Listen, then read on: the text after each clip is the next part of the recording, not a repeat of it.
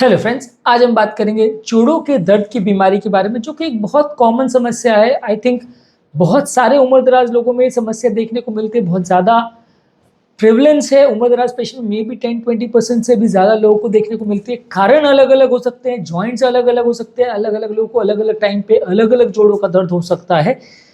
कारण इंजुरी हो सकता है, कोई जोड़ों में सूजन हो सकता है, कोई उम्र से रिलेटेड जॉइंट का डीजनरेशन हो सकता है, लेकिन ये प्रॉब्लम बहुत ज़्यादा कॉमन है। तो आज हम बात करेंगे बेसिकली, इसका एक ओवरव्यू करेंगे, इसके कारण क्या हैं, कैसे इसको डिटेक्ट करते हैं, क्या इसका ट्रीटमेंट है और क्या इसको कंट्रोल करने के या कम करने के लिए कुछ कॉमन टिप्स पर हम आज डिस्कशन करेंगे।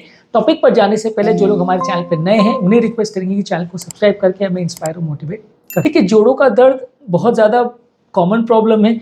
कई लोग को बड़े जॉइंट्स का प्रॉब्लम होता है, कई लोग को छोटे जॉइंट्स का प्रॉब्लम होता है। ये अलग अलग पेशेंट में केस टू केस वेरी कर सकता है। कुछ इन्फ्लेमेटरी कंडीशंस है, कुछ इन्फेक्शन वाली कंडीशन है, उम्र रिलेटेड डिजेनरेटिव कंडीशंस है, जिसमें अलग अलग लोगों को तकलीफ हो सकती है।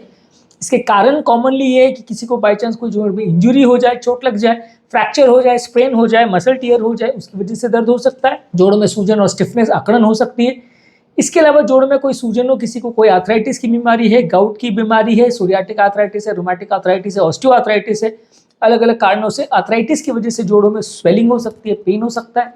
इसके अलावा जोड़ों में इन्फेक्शन हो सकता है, अलग अलग इन्फेक्शन वाली आर्थराइटिस होती है, जैसे सेप्टिक आर्थराइटिस है, लाइम्स आर्थराइटिस है। ये लोगों को जोड़ों में दर्द करवाती है, इसमें जोड़ों में सूजन, इन्फेक्शन, इन्फ्लेमेशन होता है। इसके अलावा कुछ डीजेनरेटिव कंडीशन है, जिसमें कि जोड़ उम्र के साथ धीरे धीरे करके घर्षण हो जाते, खराब हो जाते, जिसकी वजह से पेन, स्टिफनेस और उसमें स्वेलिंग होती है, मोबिलिटी कॉम्प्रोमाइज होती है। इसके अलावा कुछ ऑटो इम्यून बीमारी है, जिसका बेसिकली मतलब ये है कि बॉडी अपने सेल्स के खिलाफ एंटीबॉडीज बनाता है, जिसकी वजह से अलग अलग जगह में सूजन, इन्फ्लेमेशन क्रिएट होती है। जॉइंट्स को भी ये ऑटो इम्यून एंटीबॉडीज अफेक्ट करते हैं, जिसकी वजह से जॉइंट्स खराब होते हैं। लूपस एरिथमेटोसिस, स्क्लेरोडर्मा, ये सारी ऑटो इम्यून कंडीशन है। और कुछ हद तक रूमेटिक आर्थराइटिस, रूमेटॉइड आर्थराइटिस, ये सब भी इन्फ्लेमेटरी कंडीशन है, जिसमें एंटीबॉडीज इन्वॉल्व होती है। जोड़ों के दर्द के कुछ कॉमन सिम्टम्स है, जिसमें सबसे इंपॉर्टेंट है पेन। खासकर ये पेन चलने फिरने पर या उस पर्टिकुलर जॉइंट को मूव करने में ज़्यादा पेन होता है। जॉइंट में आपको स्वेलिंग हो जाएगी, जॉइंट सूज जाएगा, फूल जाएगा, ये कॉमन सिम्टम है, खासकर जो अक्यूट फेज में होता है। इन्फ्लेमेटरी कंडीशंस में, इन्फेक्शन वाली कंडीशन में, सेप्टिक आर्थराइटिस, इस तरह के केसेस में ज़्यादा मिलेगा। डिजेनरेटिव केसेस में स्वेलिंग उतना ज़्यादा नहीं मिलेगा, हाँ पेन सबको मिलेगा। ज़्यादातर ये जो पेन है उसके साथ कई लोग को स्वेलिंग और स्टिफनेस साथ में आ जाती है, पर मेजॉरिटी ऑफ द पेशेंट जिनको आर्थराइटिस होता है उसमें 90 to 95% में पेन सबसे इंपॉर्टेंट सिम्टम है। सेकेंड मोस्ट इंपॉर्टेंट है स्वेलिंग। तीसरा इंपॉर्टेंट है स्टिफनेस, यानी जॉइंट की अकड़न। जॉइंट अकड़ जाता है, उसकी मूवमेंट कॉम्प्रोमाइज हो जाती है, जिसकी वजह से व्यक्ति को चलना फिरना मुश्किल हो जाता है, उसके आसपास की सारी मसल्स भी स्टिफ हो जाती है, मोबिलिटी कॉम्प्रोमाइज हो जाती है। ऑब्वियसली पेन है, स्वेलिंग है, तो आप उसमें चलना फिरना मुश्किल हो जाएगा, उस पर्टिकुलर जॉइंट को मूव करना या यूज़ करना मुश्किल हो जाएगा। इसकी वजह से व्यक्ति का मोबिलिटी कॉम्प्रोमाइज हो जाएगा। और अगर अक्यूट इन्फेक्टिव कंडीशन है या तुरंत अगर पेशेंट को कोई इन्फेक्शन हो गया है, सेप्सिस हो गया है, आर्थराइटिस सडन हुआ है, तो वहाँ पे वो एरिया काफ़ी ज़्यादा वार्म होगा, यानी छूने पे गर्म लगेगा, और वहाँ पे लाली भी होगी, एरिया देखने में काफ़ी रेड दिखेगा, लाल दिखेगा। तो ये कॉमन सिम्टम्स है जिसकी से आप आर्थराइटिस को आइडेंटिफाई कर सकते हैं। ये ज़्यादातर आर्थराइटिस का मतलब होता है जॉइंट का इन्फ्लेमेशन। अगर जॉइंट का इन्फ्लेमेशन हो रहा है तो ये सारी चीज़ आपको जॉइंट पर ही दिखेंगी, चाहे वो पेन है, टेंडरनेस है, स्वेलिंग है, इन्फ्लेमेशन है, ये सब आपको एक पर्टिकुलर जॉइंट पर मिलेगा। तो हम कह सकते हैं कि उस पर्टिकुलर जॉइंट का आर्थराइटिस हुआ है। आइडेंटिफाई कैसे करेंगे? सिंपल देखने पर, एग्जामिन करने पर आप बता सकते हैं कि जॉइंट में स्वेलिंग, पेन हो रहा है कि नहीं। इसके अलावा एक्सरे से आप देख सकते हैं कि जॉइंट में सूजन है या नहीं, घर्षण कोई कार्टिलेज का हुआ है, कार्टिलेज वगैरह डैमेज तो नहीं हो गया, उनका बीच का स्पेस वगैरह कम तो नहीं हो गया है। इसके अलावा मैग्नेटिक रेजोनेंस इमेजिंग यानी एमआरआई टेस्ट सबसे अच्छा टूल माना जाता है, जिसके माध्यम से आप जॉइंट को, उसके आसपास के मसल्स को, सारे स्ट्रक्चर्स को डिटेल में एनालिसिस कर सकते हैं और समझ सकते हैं कि पेशेंट को कोई प्रॉब्लम तो नहीं हुआ है।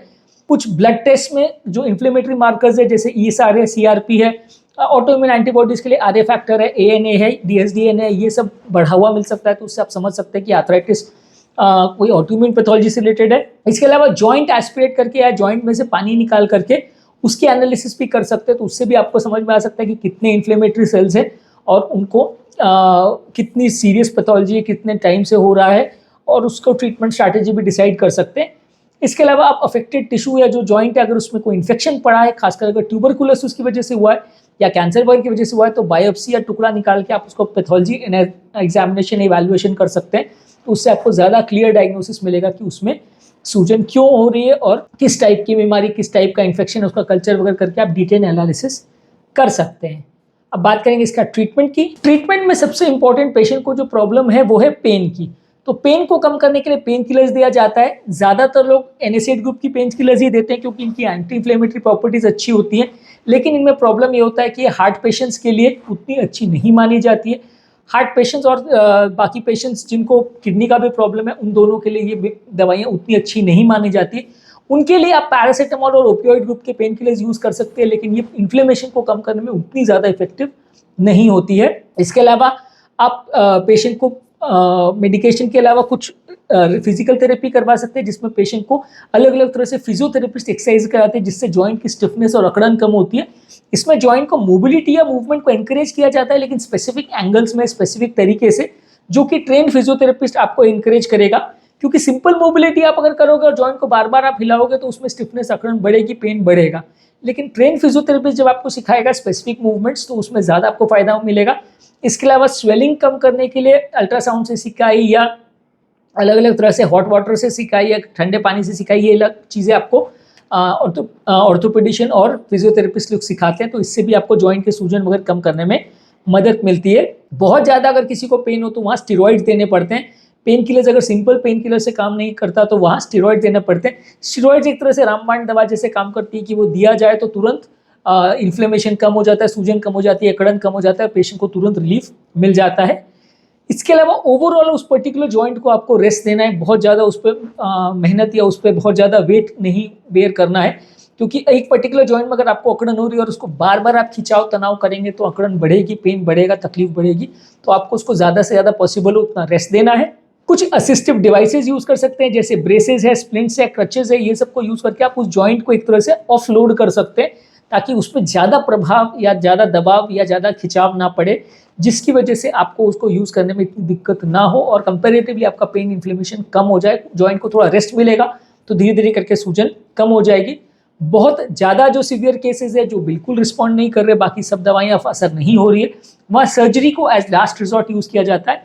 पर ऑब्वियसली सर्जरी एक बड़ी टेक्निक है, इन्वेजिव टेक्निक है, तो उसको पहले यूज़ नहीं करते हैं, बाकी सब चीज़ों को करने के बाद लास्ट तरीके में उसको यूज़ करते हैं। अब लास्ट में हम बात करेंगे इसको प्रिवेंट कैसे किया जाए कि आर्थराइटिस हो ही ना। तो देखिए, आर्थराइटिस ना हो उसके लिए एक इंपॉर्टेंट टिप है कि आपका बॉडी वेट मेंटेन रहना चाहिए। जो लोग कभी वजन ज़्यादा है उसमें जॉइंट्स में इंजुरी होने का चांस, घर्षण होने का chance, age related degenerative processes होने का चांस ज़्यादा रहेगा। तो आपको जॉइंट्स पर अगर दबाव ना पड़े उसके लिए आपको बॉडी वेट हेल्दी मेंटेन करना है। बहुत ज़्यादा दुबले लोग भी अच्छे नहीं है, बहुत ज़्यादा मोटे लोग भी अच्छे नहीं है, हेल्दी बॉडी वेट और फिट रहेंगे तो अच्छा है। इसके अलावा नेक्स्ट इंपॉर्टेंट टिप है कि आपको रेगुलर बेस पे एक्सरसाइज करना है। जितना ज़्यादा आप एक्सरसाइज करेंगे और अच्छी तरह से एक्सरसाइज करेंगे उतना जॉइंट्स अच्छे रहेंगे। ओवर एक्सरसाइज और एक पर्टिकुलर जॉइंट को बार बार अगर एक्सरसाइज करने का प्रयास करेंगे तो उसमें आपको उतना फायदा नहीं होगा। एक रेगुलर लेवल पे आप अलग अलग जॉइंट्स को एक्सरसाइज करेंगे, मसल की टोन इंप्रूव होगी, तो एक्सरसाइज से आपको फायदा मिलेगा। जॉइंट्स को प्रोटेक्ट करने के लिए प्रोटेक्टिव गियर्स या ब्रेसेस या इस तरह के डिवाइसेस पहन सकते हैं, तो इससे आपका कंपैरेटिवली जॉइंट को इंजुरी होने का चांस और पेन होने का चांस काफ़ी हद तक कम हो जाएगा। जिन लोगों को भी जॉइंट रिलेटेड प्रॉब्लम है उनको एक्सरसाइज करने के दौरान पर्टिकुलर प्रोटेक्टिव शूज पहनने चाहिए, प्रोटेक्टिव गियर पहनना चाहिए, प्रोटेक्टिव कपड़े पहनने चाहिए। उससे आपका पेन होने का चांस या सूजन बढ़ने का चांस कुछ कम हो जाएगा। इसके अलावा जरूरी है कि आप हेल्दी डाइट मेंटेन करें। अगर आप प्रॉपर बैलेंस डाइट ले, प्रॉपर न्यूट्रिशन ले, प्रॉपर प्रोटीन्स वगैरह ज़्यादा ले और फैटी फूड को कम करें, प्रोटीन फूड को ज़्यादा लें, हेल्दी फैट्स और हेल्दी कार्बोहाइड्रेट्स वगैरह लें, बहुत ज़्यादा शुगर वगैरह को ना बढ़ने दे, तो ये भी अच्छा है जॉइंट की कंडीशंस के लिए। और जो लोग को भी स्मोकिंग वगैरह का प्रॉब्लम है उनको स्मोकिंग को बंद करना चाहिए, क्योंकि स्मोकिंग से रिलेटेड बॉडी में इन्फ्लेमेशन होता है, जिससे जॉइंट में सूजन और अकड़न का प्रॉब्लम कम हो सकता है। तो आज के टॉपिक में हमने बात की जॉइंट पेन यानी जोड़ों के सूजन या दर्द या आर्थराइटिस की प्रॉब्लम के बारे में, उसके ट्रीटमेंट के बारे में, उसके डायग्नोसिस के बारे में, और क्या क्या टिप्स से हम उसको प्रिवेंट कर सकते हैं उस बारे में बात की। यदि इस टॉपिक को संबंधित आपकी कोई कमेंट्स, क्वेरी, सजेशन है तो नीचे कमेंट सेक्शन में बता सकते हैं। जो लोग हमारे चैनल पर नए हैं उन्हें रिक्वेस्ट करेंगे कि चैनल को सब्सक्राइब करें। ऐसा करने से चैनल को कंटिन्यू करने के लिए हमें इंस्पिरेशन और मोटिवेशन मिलती है, और जब भी हम कोई नया कंटेंट अपलोड करते हैं इसका नोटिफिकेशन आपको मिल जाता है। जो लोग हमारे चैनल पे बहुत डिटेल वीडियो नहीं देखना चाहते उनके लिए रेगुलर बेस पे हम यूट्यूब शॉर्ट्स अपलोड कर रहे हैं, जिसमें सारे टॉपिक का 1 मिनट में आपको ब्रीफ समरी देते हैं। आप उसे देख सकते हैं, सोशल मीडिया ग्रुप्स और फ्रेंड्स और फैमिली के साथ शेयर कर सकते हैं,